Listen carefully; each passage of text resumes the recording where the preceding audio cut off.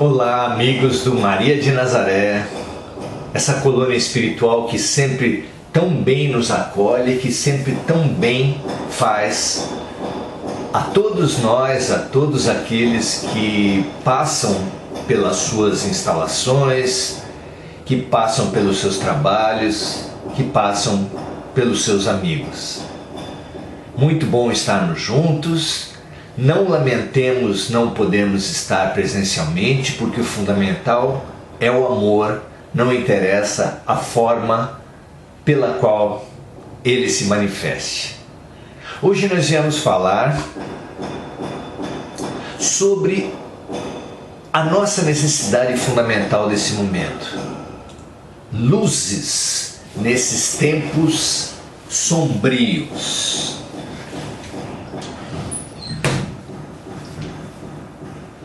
Quais são as luzes fundamentais para bem atravessarmos esses tempos sombrios? Para pensar sobre os nossos tempos sombrios, vamos lembrar de uma história poderosa, ocorrida em outros tempos, também muito sombrios da história humana.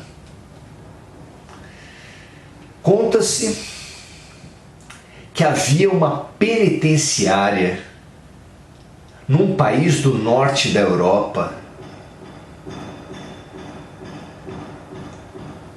do norte e do leste da Europa. Era uma penitenciária muito diferente. O seu diretor tinha um desafio único entre todas as penitenciárias. O seu desafio era como matar os detentos. Como ele poderia matar os detentos de uma maneira prática, rápida e barata?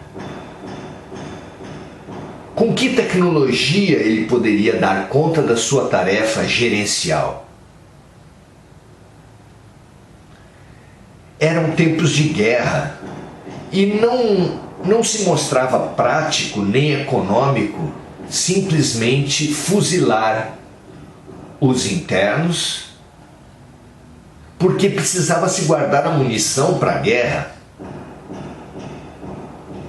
Como era inverno, e o inverno naquela região era rigoroso, como é até hoje, e como descobriu-se que por volta de 3 horas da madrugada era quando o inverno ficava mais frio, quando a temperatura ficava mais baixa, especialmente quando havia neve.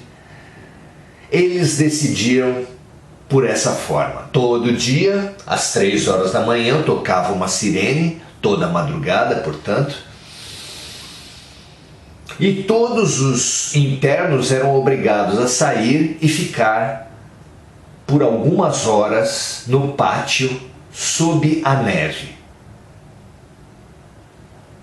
Eles ali, nenhum deles detinham meios de aquecimento e pulavam de suas camas correndo, juntando tudo que eles podiam para atravessar aquela difícil situação. E corriam porque sabiam que viria para todos os galpões um soldado que gastaria e gastava uma bala para aqueles que não tivessem cumprido as ordens, matando. Havia naquela penitenciária, que vocês já deduziram se tratar de um campo de concentração, um psicólogo judeu que, por força do seu dom, por força da sua habilidade, do seu tema, que era o comportamento humano, observou as pessoas para tentar compreender o que acontecia, que toda semana praticamente uma pessoa não levantava da cama. O rito era muito parecido.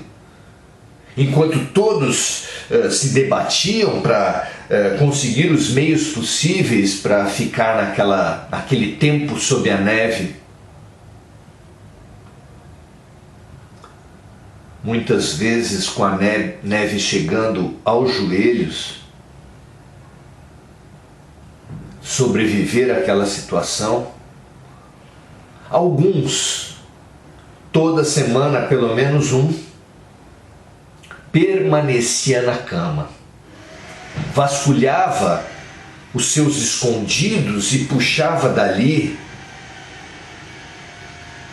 uma foto de um amor muito querido. Puxava um cigarro cuidadosamente escondido e ficava ali, fumando e olhando para o seu grande amor. Não importa o que os amigos faziam, ou chacoalhassem, ou puxassem, ele permanecia ali, contemplando o seu tesouro. Com a observação, Viktor Frankl, que era esse psicólogo, conseguiu perceber que aquela pessoa já vinha dando sinais ao longo dos dias recentes e percebeu o que fazia com que aquelas pessoas se deixassem matar. Essas pessoas vinham ao longo dos dias, até que decidiam por se deixar matar, constatando o que para elas era uma inutilidade da vida. De que adianta, reclamavam elas, continuar a trabalhar nos campos forçados, nos campos de trabalhos forçados, já que abrindo rodovias, ferrovias, fazendo uniformes ou munições, eles apenas estavam favorecendo os seus opressores a matarem ainda mais pessoas da sua raça e seus aliados. Eles perdiam qualquer noção de sentido da vida. Isso foi precioso para o psicólogo.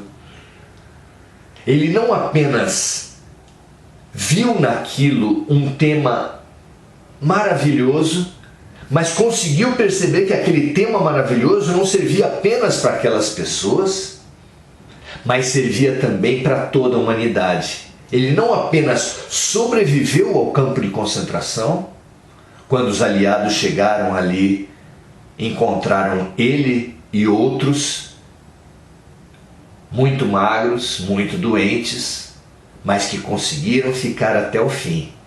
E ele conseguiu porque percebeu essa riqueza, percebeu naquela situação uma finalidade. E a finalidade que ele percebeu foi exatamente enxergar que quando uma pessoa ganha uma finalidade, ela ganha um sentido, ela ganha uma força, uma razão de viver. E que quando ela perde uma finalidade, quando ela deixa de ver sentido na vida, ela começa a morrer. Isso serviu para depois formar muitos psicólogos que, saindo dali, Viktor Frankl passou a treinar em seus seminários, em seus cursos, em suas palestras pelo mundo todo, e serviu para as próprias pessoas que já no campo de concentração e depois no seu consultório ele atendeu. Finalidade, sentido. Nós nos perdemos quando não vemos sentido. Nós buscamos a morte, nós buscamos sair da vida quando não vemos sentido. E isso foi precioso para os campos de concentração, foi precioso para a formação de legiões de psicólogos e o atendimento de desesperados no pós-guerra, e é também precioso para todos nós. Vocês não acham? Os tempos também são sombrios. A depressão é uma pandemia dentro da pandemia e são milhares, todos os dias, os casos de suicídio pelo mundo. Entender essa dinâmica vai fazer com que nós ganhemos um sentido como Viktor Frankl, que nós percebamos e tiremos das sombras, tiremos da dor que nós estamos vivendo uma razão de viver. Porque quando nós nos fixamos na dor, nós sofremos. Só podemos sofrer muito. Mas quando nós percebemos a lição que está embutida na dor, o remédio que está embutido na dor, a solução que está embutida na dor, nós nos solucionamos, nós aprendemos, nós nos curamos e ajudamos outros a curar. Como o psicólogo fez, cabe-nos também buscar e fazer. O que vocês acham? É possível perceber na pandemia, na dor, nas guerras partidárias, nos ódios que marcam esses nossos tempos, nas corrupções, entender que há uma função, há uma finalidade por trás de tudo isso? Se nós percebermos essa finalidade, nós podemos fazer aquele mesmo movimento, salvar as nossas vidas, porque as nossas vidas, aquela dor, aquela vivência, a nossa vivência passa a ter um sentido, e esse sentido que serve para nós, serve também para os outros. É o próprio lema do trabalho voluntário: o que você faz bem para você e faz bem para os outros. O grande psicólogo que fazia aquilo muito bem recebeu naquela lição uma lição para ele e uma lição para os outros. Será que nós conseguimos? Vamos tentar? Vamos pegar alguns símbolos da pandemia e ver se há sentido nisso tudo. Afastamento social. O afastamento social vem para uma humanidade que estava usando muito mal as suas relações, para dominar, para explorar, para extrair prazer a qualquer custo, para corromper. Quando uma criança está usando mal uma ferramenta, o que o pai e a mãe fazem? Tiram-lhe aquela ferramenta e trabalham o seu amadurecimento. Porque nós, muitas vezes, só valorizamos o que deixamos de ter. Não é mesmo? Só valorizamos aqueles a quem amamos, até aqueles a quem amamos, muitas vezes quando eles já partiram.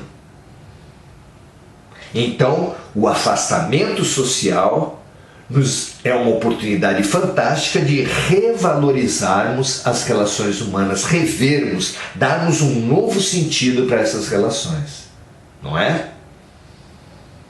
E a máscara, outro símbolo fundamental da pandemia. A máscara, a gente usa a máscara para fazer aos outros o que gostaríamos que os outros nos fizessem, não é assim? Essa é a regra de ouro de Jesus. A empatia, a compaixão, o colocar-se no lugar do outro, é um mecanismo fundamental, luminoso, para o qual conflui todo o grande saber do mundo.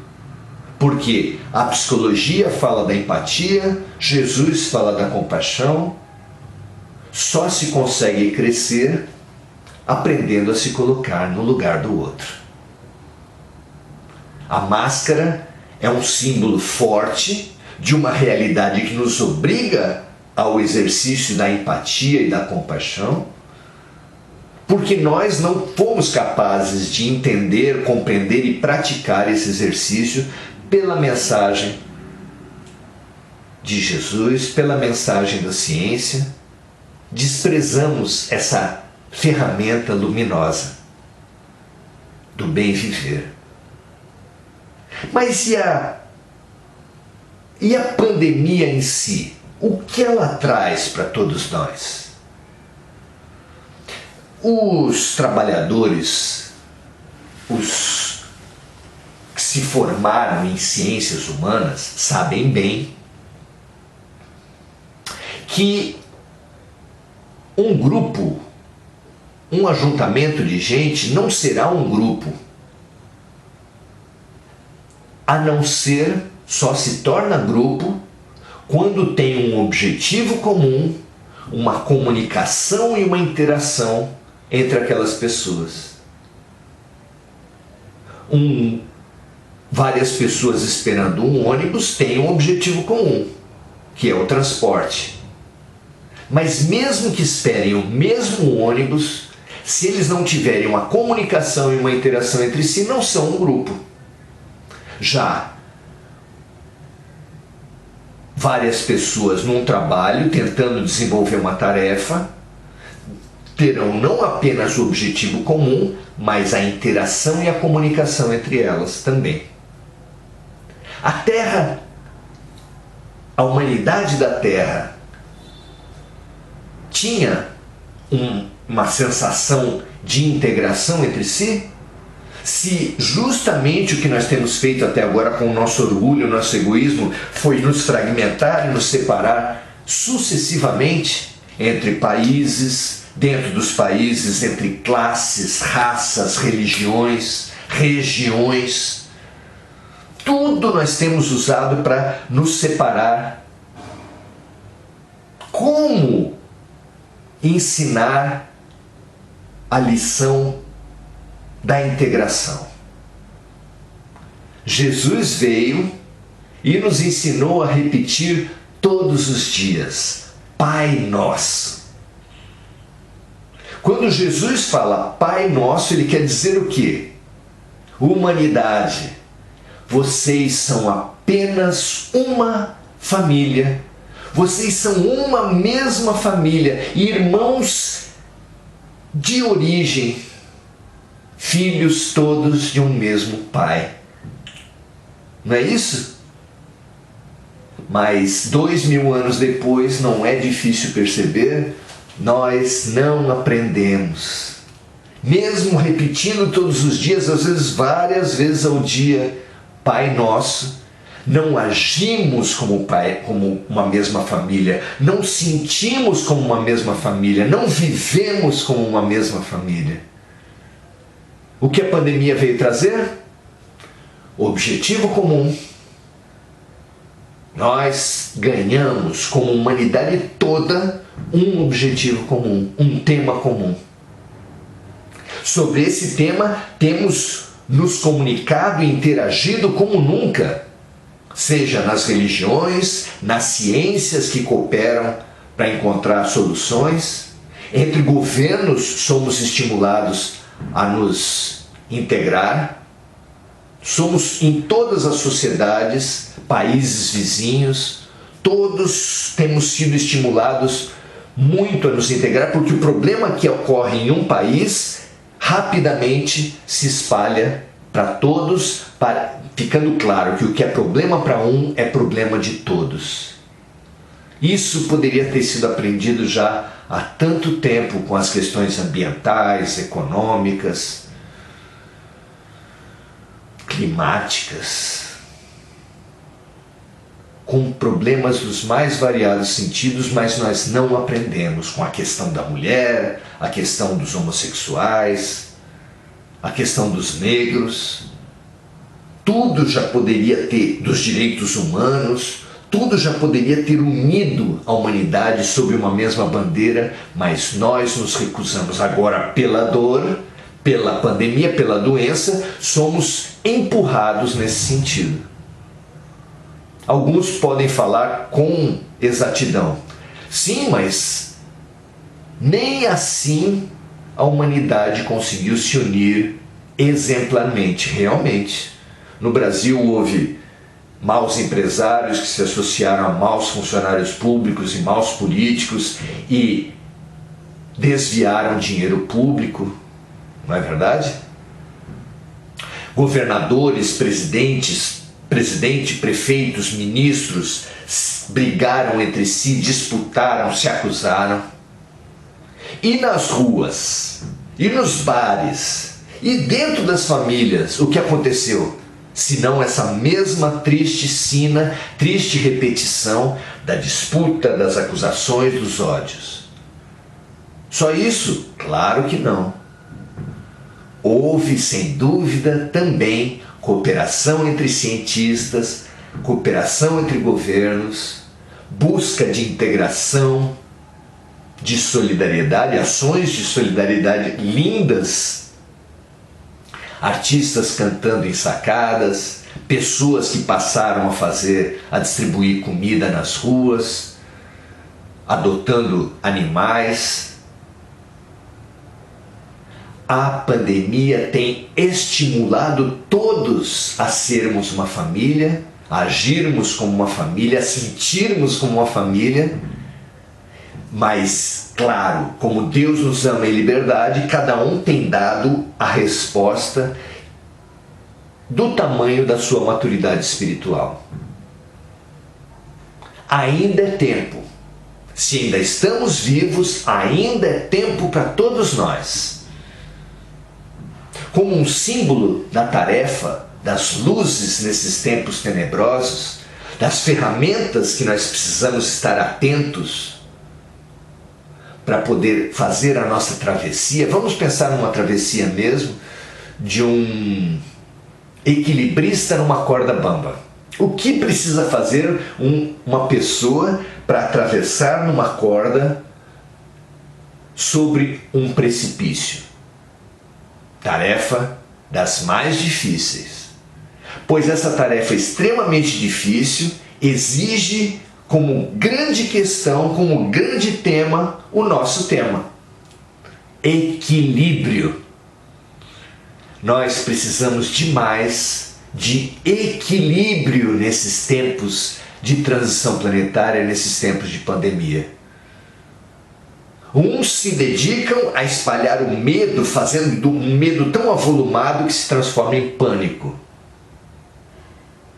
Outros espalham um egoísmo, um materialismo, uma preocupação obsessiva com o econômico. Quem estará certo? Nem um extremo, nem outro. O equilíbrio. O equilíbrio é tão óbvio que a melhor maneira de favorecer a economia é cuidando bem da saúde das pessoas, dos seres humanos. Nós precisamos encontrar o equilíbrio no meio dos ventos, do balanço que tenta nos derrubar do nosso equilíbrio. Mas como conseguir esse equilíbrio? O equilibrista na corda bamba nos mostra que quem se apavorar e olhar para baixo fatalmente irá cair. Mesmo aqueles que se distraírem e olharem os pássaros que voam acima dele, as nuvens, fatalmente irão cair.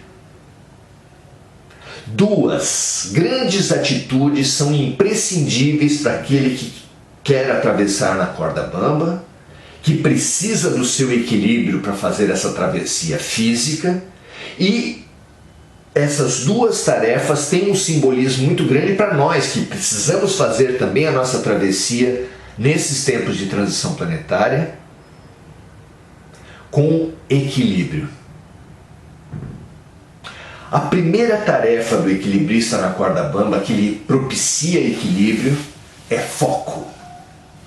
O equilibrista precisa manter o foco, olhar para o outro lado, fixar um ponto do destino, do sentido, do outro lugar a que ele precisa alcançar. O que une o pensamento do nosso psicólogo Viktor Frankl com a nossa tarefa existencial e com o equilibrista da corda bamba. Encontrar um foco, focalizar o sentido da vida é fundamental para a nossa saúde mental, para nós sobrevivermos e encontrarmos as lições e as curas que estão contidas no meio da dor, da tensão, do desespero. Foco no infinito, foco no sentido é imprescindível para todos nós. E a segunda tarefa, é claro, para o equilibrista realizar a sua travessia, chegar ao seu destino, é colocar um pé na frente do outro e ambos sobre a corda. Se ele erra, desequilibrou. Parecem duas tarefas contraditórias, mas servem exemplarmente para nós pensarmos a nossa atitude perante os problemas deste momento. Então nós precisamos ter claro, ter lúcido, ter evidente qual é o sentido da vida. E outro, voltar-se ao agora. Aquele passo na frente do outro, muito concreto, muito lúcidos, muito firmes, equilibrando-nos no meio da corda bamba. Mas nunca errando dessa corda. Um pé firme na frente do outro e todos sobre a corda. Essas duas habilidades é que nos darão o equilíbrio fundamental para chegarmos lá. Então, por fim, precisamos investigar o que esses símbolos nos trazem à luz de Jesus e do Espiritismo. Segundo o mestre, lhe foi perguntado qual o sentido, qual o mandamento maior. E ele disse: ouve, ó Israel, amarás o Senhor teu Deus de todo o teu coração, com todo o teu entendimento, de toda a tua alma. Mas há um segundo mandamento semelhante a esse: amarás o teu próximo como a ti mesmo. Então, amar a nós mesmos como amamos o próximo e amar a Deus sobre todas as coisas, ou seja, a solidariedade, a compaixão, a empatia, a fraternidade, a caridade, o amor, são o sentido da vida. Olhar com esses olhos todos os fatos que estão à nossa volta nos ajudam a tirar, como é que chama o ditado? Fazer do limão uma limonada, fazer de uma fruta azeda algo muito prazeroso, tirar remédio no meio da dor, tirar lição no meio do exercício difícil. E assim passar de ano, que é o que todos nós queremos. Achar o sentido e atentos, não ficarmos com a alma do outro lado, pensando só no outro lado, mas também no pé na frente do outro. Ou seja, todos os dias, com todos os seres que vierem a cada um dos seus dias, você precisa perceber Deus ensinando a amar. Quando lhe trouxer uma planta quase morrendo, você precisa colocar-se no lugar dela e ver se ela precisa de mais sol, mais vento, mais água.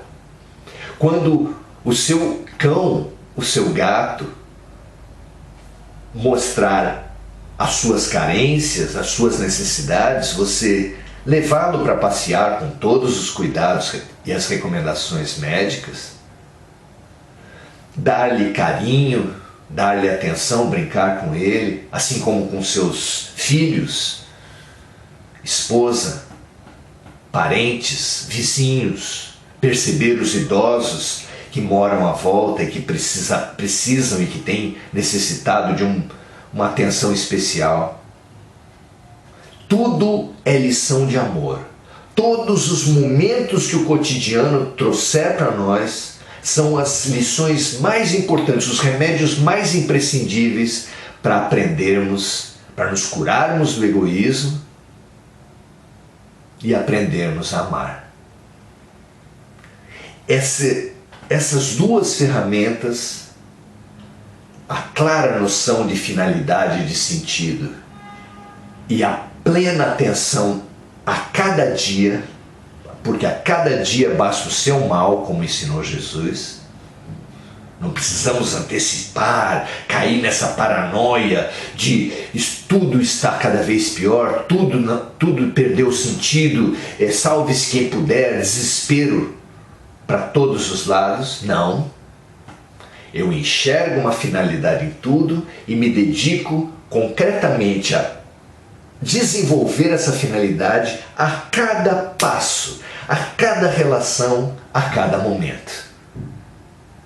Pense a respeito disso.